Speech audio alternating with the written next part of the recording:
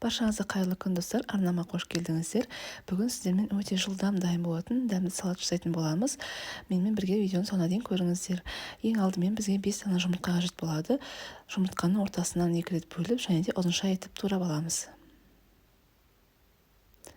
Енді 2 үлкен қызанақ керек болады. Қызанақты дәл солай ұзынша етіп тураймыз.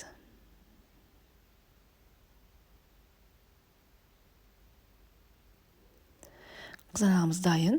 Енді пекинский капустаны осы ортасынан бөліп, және де ұзынша етіп тураймыз. Енді тауықтың төс етін турамай, осылай қолмен үзіп салсаңыздар болады.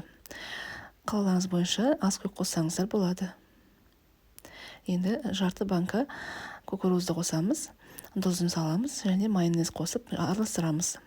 Салатымыз біздің дайын болды. Өте жылдам дайын болатын салат. Ұнап жатса арнама тіркеліп қойды, ұмытпаңыздар.